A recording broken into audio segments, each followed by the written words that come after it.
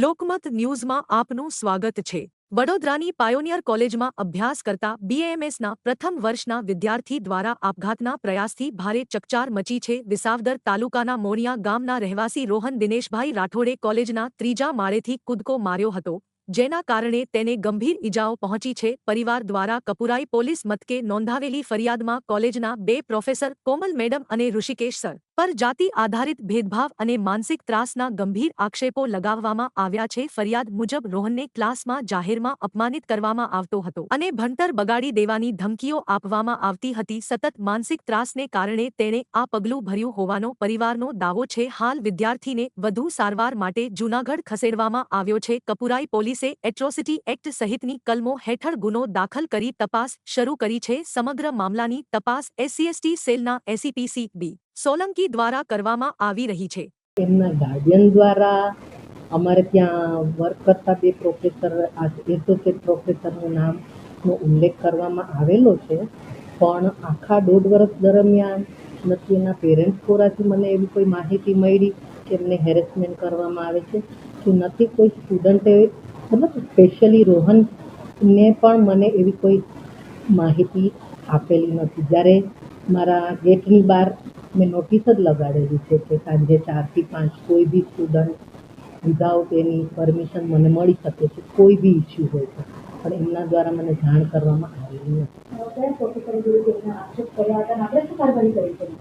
Madam, એમને જે 2 પ્રોફેસરના એના ગાર્ડિયને નામ લીધું, એમનું નામ છે ડૉક્ટર કોમલ દેસાઈ અને ડૉક્ટર ઋષિકેશ વિશે અમને કીધું છે કે આવું કરેલું છે।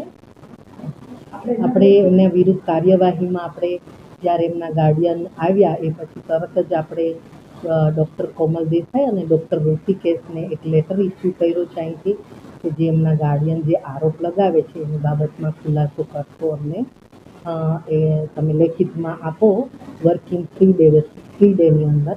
અને આપણે એક કમિટીનું ગઠન કર્યું છે, એમને બી આપણે આદેશ આપ્યું છે કે નિષ્પક્ષ તમે જાંચ કરો અને મને વર્કિંગ 3 ડેમાં રિપોર્ટ સબમિટ કરો। કયા દિવસની ઘટના છે અને આપણે જે તપાસના 3 દિવસ આપ્યા હતા એમને ખુલાસા માટે મેં પૂર્ણ કરી? મેડમ, એકચ્યુઅલી 10 તારીખની આ ઘટના છે, 10 તારીખે સાંજે થયું। કંઈ અમારી પહેલી પ્રાયોરિટી તો બાળકને ઓછામાં ઓછું નુકસાન થાય વિદ્યાર્થીને, એના માટે થઈને જે જરૂરી પગલાં હોસ્પિટલાઇઝેશનને જે કરવાનું હતું એમાં કર્યું અને એ બધી કરવામાં સાંજે 7 થઈ ગયા હતા।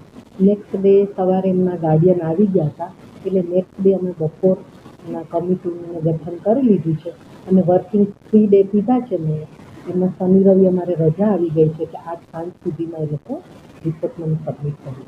વિદ્યાર્થી અભ્યાસ કરતો હતો, ભણવામાં કેવો હતું? કારણ કે તેના દ્વારા એવું પણ આક્ષેપ લગાવવામાં આવે છે કે પ્રોફેસરો દ્વારા એવું ટેસ્ટ પણ આપવામાં આવતું હતું કે માર્ક્સ નહીં આપી આમ કરી સાહેબ, આના બાબતમાં મારું કહેવું એવું છે કે અમે છે ને, અમારી સંસ્થા છે એ ગુજરાત આયુર્વેદ યુનિવર્સિટી સાથે એફિલિએટેડ છે અને જે એક્ઝામના પેપર આવે છે એ ગુજરાત આયુર્વેદ યુનિવર્સિટીમાંથી આવે છે અને પેપર ચેક કરવા પણ ત્યાં જાય છે।